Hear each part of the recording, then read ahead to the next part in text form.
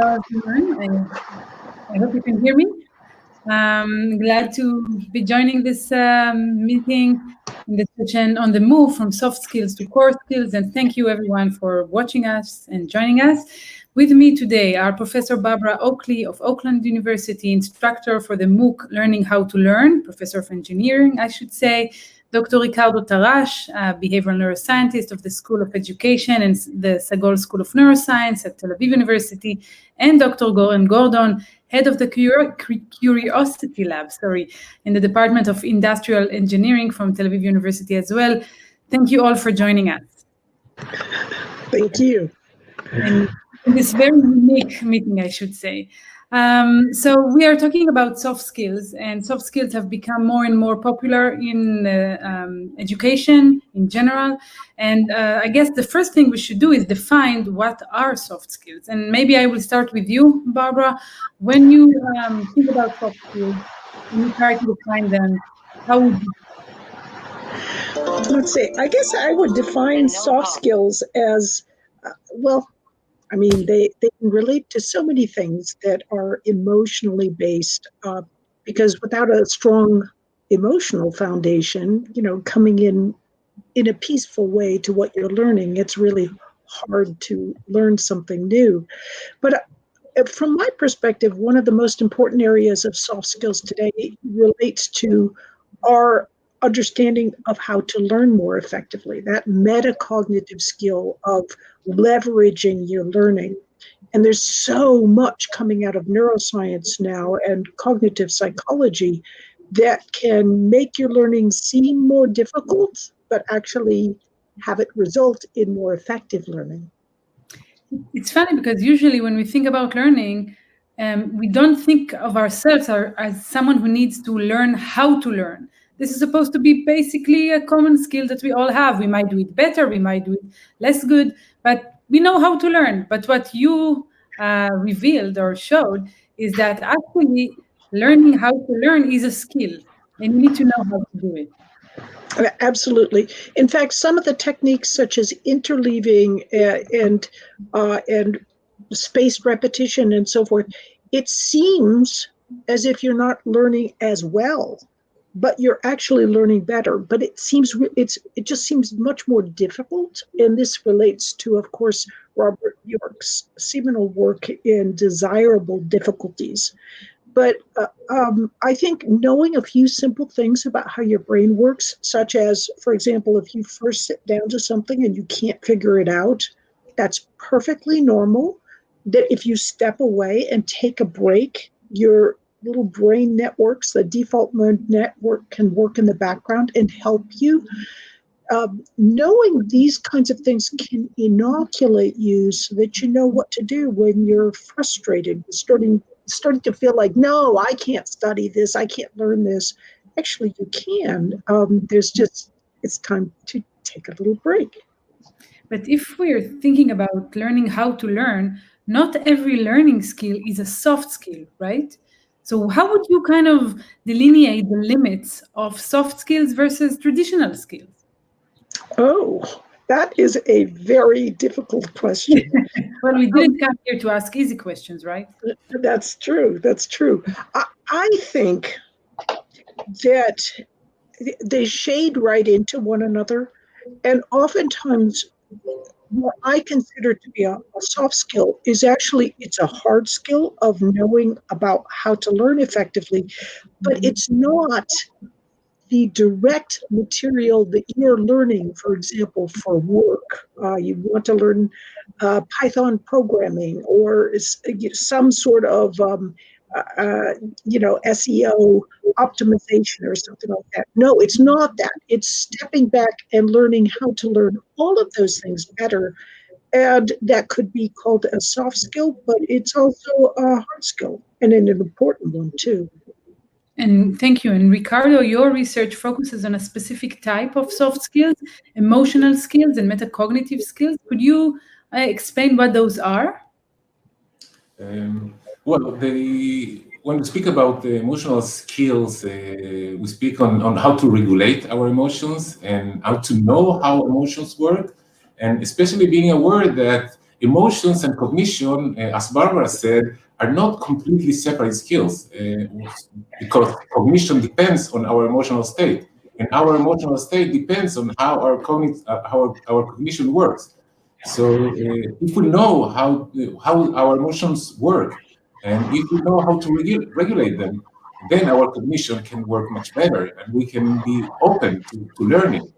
And so it's not it's very important to work on the emotional level, and to be aware that our children must be open to learning by regulating and knowing how their emotions work. But this is indeed interesting, because when I go back to the days when I was a high school or even elementary school student, I don't remember anyone telling me in order to do well in the history exam or math exam, you have to regulate your emotions. So how does these two things actually, how do they come into play here?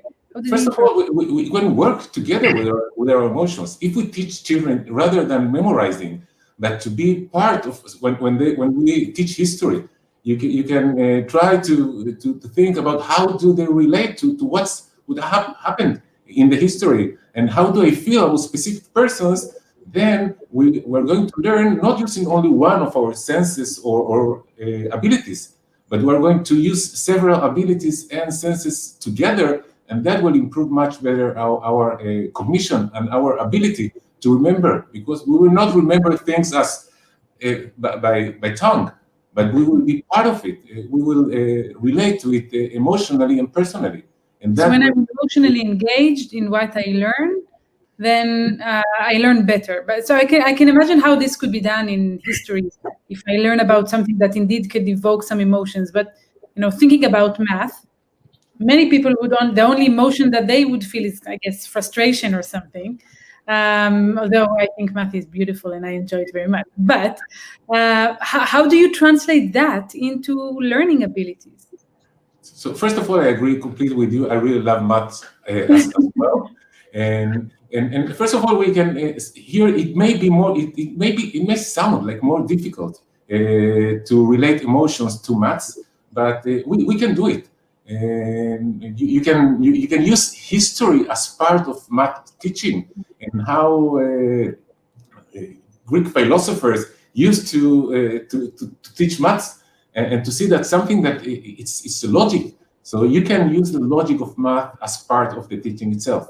And by the other side, if you are a friend of maths, then you can really use techniques to regulate your emotions and to relax and to come without all the frustration that you're not going to learn. Because if you are in that state, you will definitely not learn. So here we can use techniques to regulate our emotions, to practice mindfulness, to be attentive, to stop for a moment, as Barbara said, to breathe for a while, and then to open yourself to learning a topic that may seem very, very difficult at the very beginning. Thank you. And later on, we'll go back and hear actually about some of your studies to show how this affects people in real life, how they affects their learning abilities. But I want to move to you, Goren, and talk about curiosity, the word that I seem to be unable to pronounce for some reason. Is this something you can learn, to become curious? I don't think you can learn to be curious. I think, first of all of us are curious most of the time. But the concept is to actually enable students to be curious. So for example, in some of the studies, we show that first you need to be safe and secure and confident in the context you're in order for curiosity to blossom. So you are curious, but there are other drives that can somehow inhibit curiosity. And in order to promote curiosity, you actually need to disinhibit all the other drives. You can't be curious when you're hungry or when you're tired or when you're feeling unsafe or insecure. You need to be in a safe environment and feel that your curiosity will be answered. If you ask a question and someone said, "Shut up, please don't ask any more questions," you will not ask any more questions. But if someone, if you ask a question, then someone says, "Wow, that's an amazing question. Let's try to answer it together," it will be promoted. I don't think you can become curious, but you can actually enable it and promote it to exhibit it more in a very safe and secure environment. And you do that with the robots that we can actually see them in I brought some companions with me. So, how does we actually, yeah, so these are some robots in my lab. And we actually showed in studies I did with Cintia Brazil from the Media Lab in MIT that actually you can promote exhibits of curiosity by interacting with a social robot like we have here. So if children play with a social robot that behaves like a curious child, then can actually catch curiosity. So if the robot says, I love to learn, let's try new things. Oh, I wonder what would happen if, then suddenly the child feels secure to actually explore more and try more things because it actually sees that it's okay to be curious here. There's nothing wrong happening if you suddenly try something very weird.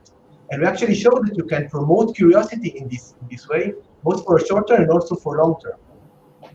Which is fascinating. I need to go back to the definition. How do you define curiosity? Is it something, is there a clear definition for that? So there are like 100 definitions that they all in the end come to like, my definition is the intrinsic drive to learn as much as possible and the accompanying behavior. So it's an intrinsic drive. You can't give a curiosity pill. Everybody's curiosity comes from within. And also to learn as much as possible. I mean, for a curious person, for every answer, there's a new question. So you also always want to learn more and more. And you cannot be passively curious.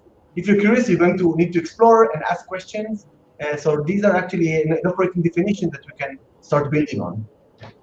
And this is also brings up, I think, another level, and maybe Barbara, you can relate to that, which is the social aspect. So both what we heard from Ricardo and from Goren is that in order to foster either curiosity or the ability to learn better or to regulate your emotion, you might want to rely on some social interaction, like Goren does with the robot, for example. Do you find similar things? I think social interactions can enhance curiosity, but one thing I'd just like to bring up, because I find it so fascinating, is that we know that the dopamine system is activated when you are curious, and also we know that that what you learn when you are curious is enhanced by the fact that the dopamine is present.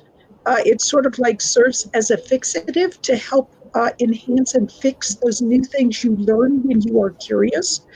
But we know the dopamine system is affiliated with reward. So we keep thinking, oh, if we just reward our kids, we'll get them curious about things. But actually, the dopamine system is activated only with unexpected rewards. So this is why things like teaching hooks or kind of things that really prompt your curiosity are so important when you're teaching, when you're writing. For example, if you're writing a book, there's a wonderful book by Cialdini about influencing people. And he talks about you got to hook them always at the beginning, get them curious.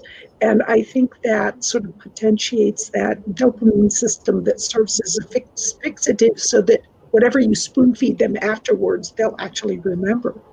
And I know that there are many educators now in the audience listening to what we're talking about. And I wonder if there is a tool, like a practical advice or tip that we could give them in order to foster, soft skills in general in children. Because one thing to say, if you want to teach them math or history or any other topic, you can do it by ABC, this list of tips. But in order to teach soft skills like confidence and metacognition and emotion regulation and curiosity, these are things that you can't find in a textbook. So how do you do that, Barbara? Well, simple. I did a MOOC called Learning How to Learn for Youth with Terry Zanowski and Greg Hammonds, and it talks about you can't just like give a sentence and say, here's the fundamental skills, that soft skills related to how to learn effectively, like how do you not procrastinate?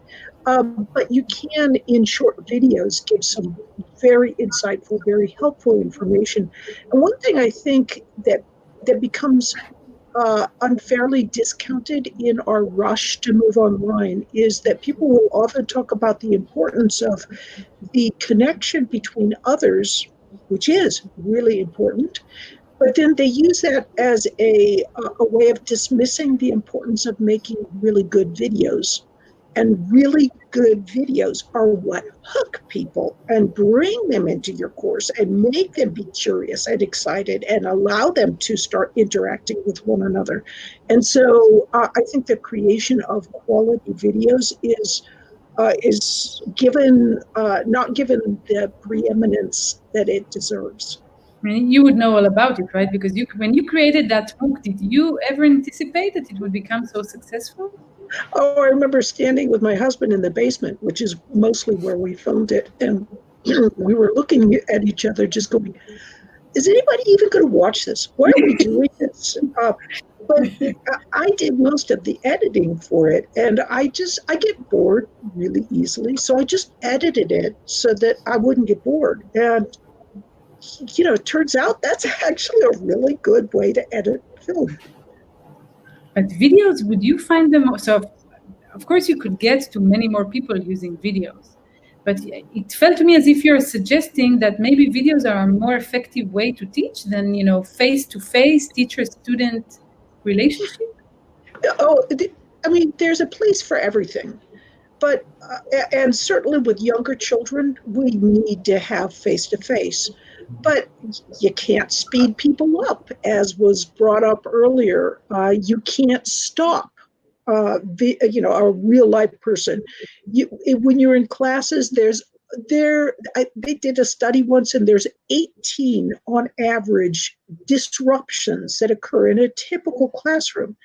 If you're alone, you can really focus on what's going on. Stop, think, take notes, and so forth. So there can be really great benefits to online learning that we can't, that just aren't replicable in real life. So each one has their benefits.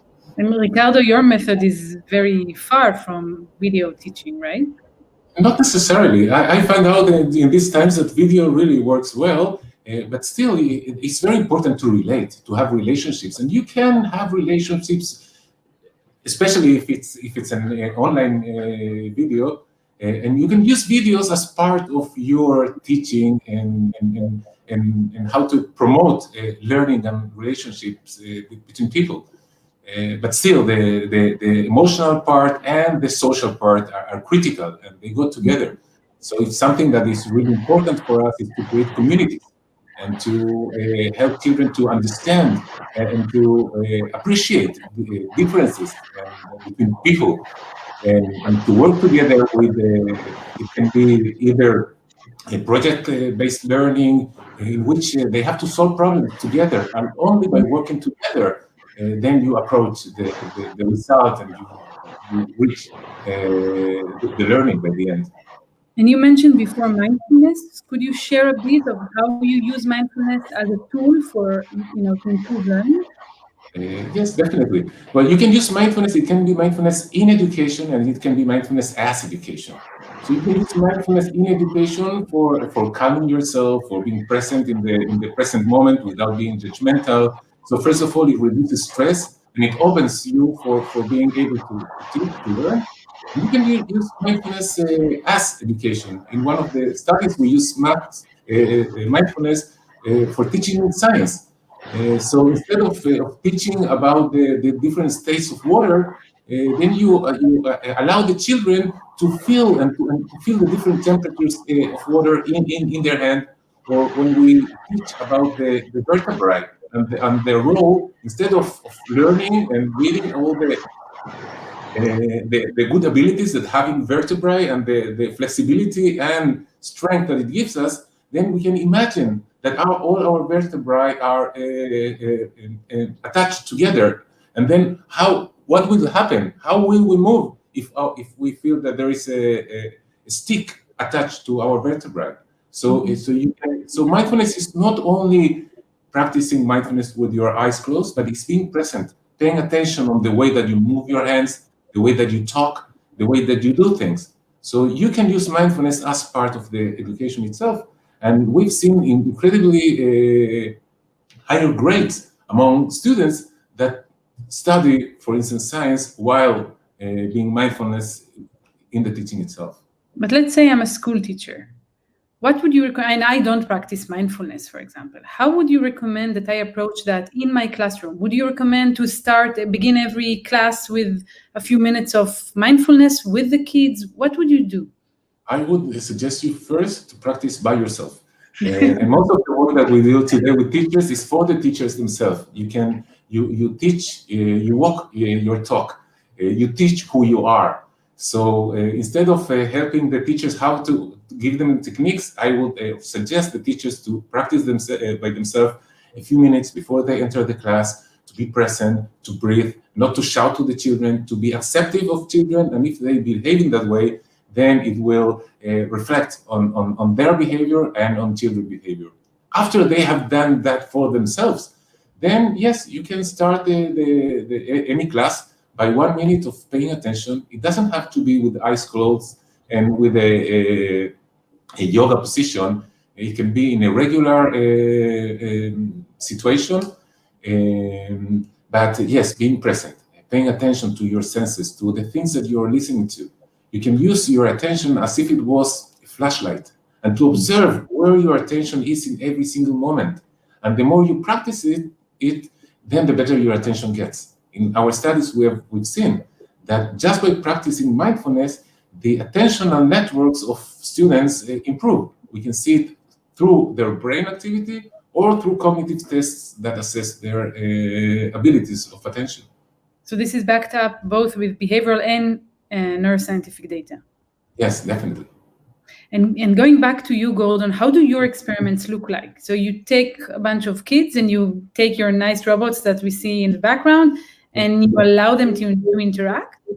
Yeah, so usually the curiosity by itself is not the content. You cannot do a session on curiosity. So you always have some kind of content, but around it, you try to actually scaffold the curiosity of the children by having them interacting with these social robots. So for example, in one study, they actually learned how to read with the social robot. And in all my studies, the robot is actually not the teacher, but it's actually a companion or a peer. So the robot learns with the children themselves. So then he says, oh, I don't know how to read. Can you teach it to me? And then he asks a lot of questions. Oh, so I wonder what would happen if, and then somehow promote curiosity. I want to also say something that I'm actually from an engineering department because we actually have now mathematical models of what is curiosity, which are based on how the brain works, of the dopaminergic system that we actually heard about before. So we actually have mathematical models of curiosity, which we can use for two things. One, we're actually trying to, for actually the first time, which is very, very weird, to actually assess curiosity in a quantitative way. Usually up until now, the people assess curiosity by asking you, how curious are you? But now we have these mathematical models which are based on how the brain works and trying to assess children's and adults' behavior in a quantitative model-based way. So this is very important if you want to actually show that you can promote curiosity. You need to measure it before, measure it after, and see what happens. Why do you need the robots? Like, couldn't that be done? Aside from the fact that they're super cool, right? But why do you need them to teach curiosity? So in my perspective, the robots are very repeatable. They don't have moods, they're not tired, angry, stuff like that. And also from a scientific perspective, because they're repeatable, there are no biases. The experiments are running exactly the same way. There are no variations because you can actually program the robot. So we're actually trying to promote social robot as a psychological tool for social interaction because they're totally repeatable. There are no biases. We actually have one study with 3 of those robots studying social curiosity among the 1 person and 3 robots. And they can be a very, very potent tool. But also on the other perspective, you can also program the robots with the best practices and best pedagogy that you can have, as opposed to now trying to teach all the teachers how to be curious or how to teach curiosity, how to promote curiosity. If you have a robot in the classroom and you suddenly have a new study that shows this is the best practice to promote mindfulness or curiosity or growth mindset, then you just press update, and then all the robots actually can now promote these things, and you don't need to now start to educate all the educators how to do it. So they're very, very scalable. I'm trying to speak on behalf of the educators that are watching us. So we already got 2 practical tips. One is to watch the MOOC and learn how to learn and how to teach. The other is to practice mindfulness themselves. And what about you? Because not everyone can take, I can give you a phone call and say, bring on your robots to my high school. So regarding curiosity, I have 2 tips that I also practice myself. I teach in schools. The first thing is like has been said before, and one that my colleague Susan Engel always says, make your teachers curious. If the teachers themselves will be curious, so when a student asks the question, said, "Wow, that's an amazing question. I don't know. Let's try to find out." That will go such a long way to showing the students that curiosity is good and it's important, and it's it's not just you, it's also me, and that is very, very important. Just accept their questions with genuine curiosity, and you can't fake it. If you try to fake curiosity, the students will automatically catch you. So they try to be really curious and try to learn with the children. And some very, very small practice that I did in school, that I start every class with like 5 minutes of ask me whatever question you want. And if I don't know the answer, we'll try to figure it out together. But just a free stage for like ask any question that you want. And suddenly, first of all, they're controlling the classroom, because they determine what is going to be discussed next, because they're asking the questions. And at some point, actually, I did like a score. So they got like one point for a very well-formulated question, and 2 points if I don't know the answer, and 3 points if Google doesn't know the answer. And suddenly they turn to think about crazy questions that you don't know the answer. And there's a lot of discussion about it. And it's a very, very easy tip that you can do in every class. And that's great. And unfortunately, we're approaching the end of this discussion. So we have the identical question stage now. I would like to ask you, what is the one element that will profoundly change within the next few years? Who wants to go first? Oh, I didn't quite get the question. If you might say that again. Sure. So the question is, what is the one element that will profoundly change within the next few years, with respect to education, of course, not about the coronavirus? So, any bets? I have my answers behind me, so it's very short. So I really believe that social robots are the key, in the sense that they're scalable, they can be tailored, they can be personalized, so one child per robot, and then you can have all the benefits of one-on-one sessions, but with a very personalized and social interaction. You can have one robot with a group of people to actually promote group discussions and group dynamics. And you can have one robot for the entire class to just deliver the same content that a lot of teachers deliver every day in the same manner. And you can have the best practices programmed into them, and so to deliver the content in the best pedagogy that you can have in in multiple forms. I'm afraid that I didn't ask this before because we don't have time to develop this. But we can argue whether this is a better solution than teachers. But let's keep. It's not instead of teachers. All my robots are robot TAs. There's always a teacher in the classroom. They only assist teachers. Wonderful. Ricardo. Well, I think that there will be more personalized learning, as Goren said, and more active learning, more focus on emotional and relational skills, and more ability for the kids to make mistakes. That's very, very important, and not only to know, but to try. Wonderful. And Barbara, we finish with you. And with you? Sometimes the old saying is that moving a university is like moving a cemetery. You cannot expect any help from the inhabitants. So I think we've seen that in the online world. There's been a lot of kicking and screaming about, because it's a big transition. But I think what the future holds is that it's becoming clear with the virus and so forth that online learning does have great value. And I think we will continue to see tremendous growth along those lines. Thank you. I want to thank the three of you so much. I am now going to put my kids to sleep, and I'm going to do mindfulness with them and to ask them to ask me questions, and then maybe watch a short online video just to finish the evening.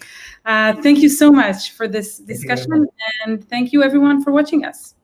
Have a nice evening. Bye-bye. Bye-bye.